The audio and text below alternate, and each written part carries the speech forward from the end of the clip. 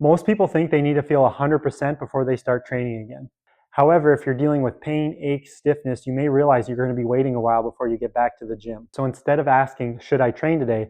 You should ask, how do I train today when everything's not feeling perfect? So we're going to go over a simple way to keep you training, avoid making things worse, and make sure that you don't completely shut down your workouts. Often when people have a new injury or pain or stiffness, they do one of two things. They either A, stop training completely, they shut everything down, they take a day off from the gym, a week off from a gym, a month off from the gym, and in all reality, their fitness levels drop, and that creates a whole other host of issues.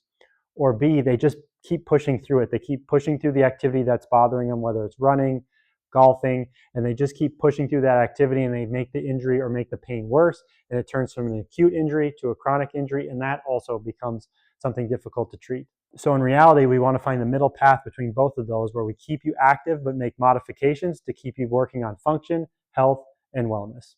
The key principle to understand in this is pain doesn't equal damage. Pain is just information that we can use to assess how our body is currently feeling, and we can use that to explore different things when working in the gym. Just because we're experiencing pain doesn't mean we need to shut down every activity level. We just have to make modifications, have a better understanding of not only how our body's feeling, but how our stress management is, sleep, nutrition, and take a better global picture of how our wellness is to make sure that we're dialing in everything we need to keep you active and well. So we're going to talk about 4 main points to help you, again, better establish of what you need to do to keep you active in the gym when dealing with limitations or pain. Number 1, train what you can, not what you can't.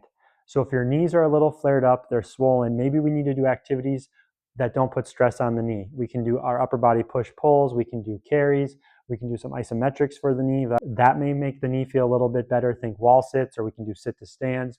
We can put less demand and load on the knee while we allow the body to take care of itself naturally. Number 2, modify before you remove. So again, that squat example, instead of just eliminating squats, say we were going to do goblet squats or front squats, let's try sit to stands with load. If that bothers it, let's try a supported TRX squat. Or if that even bothers it more, we can regress to a Spanish squat or a wall sit. Again, it's about modifying the movement, playing around with the movement, and getting a better understanding of how my body's feeling that day, instead of, again, just saying, hey, I don't want to squat today, I'm just going to avoid it altogether because my knee's hurting. Try something, different things out and see how you do, and then we can play with it from there. Again, sometimes the gym can be viewed as a place to play around with movement, and we don't have to stay to these strict regimented rules about what movement should look like in the gym. Number 3, appreciate the 24-hour rule. Understand the 24-hour rule. See how your body feels during the workout, 6 hours after the workout, the next day. Are you more swollen? Are you in more pain, or does it feel better? So then that tells us, hey, maybe we could push a little more in the next workout, or hey, we did too much, let's regress it even more. Use the 24-hour rule to understand how your body responds to the workout. Understand that there may be setbacks. Nothing's linear when it comes to rehab or training. So understand that 24-hour rule and change and modify your programs based on your response. And finally, keep the goal in mind. The goal isn't to be perfect at the gym. You're not trying to get good at the gym. That's not the purpose. The purpose is to build capacity, build your tissue capacity, to build your resilience, so that way you can go out and do the activities you love. No one cares if you're good at the gym. That's not the purpose of the gym. That is not the purpose of exercise. It's to keep you resilient, to go out and to perform the life that you want, and to keep your function up as you age, so you don't have to worry about fall risk. You keep your independence, and you maintain the ability to do the activities you love. So focus on working on your capacity in life and not perfection in the gym. Training equals rehab, and rehab should look like training. They all should look the same. I don't want to look at someone's program and think, hey, you're doing a physical therapy program. I think that's a bad program. I think we need to focus on making our program look more like training. It needs to be focusing on the fundamental movement patterns that we always talk about: squat, hinge, upper body push, upper body pull, and carry. Add some rotation in there for good measure. That's what I want my training program to look like.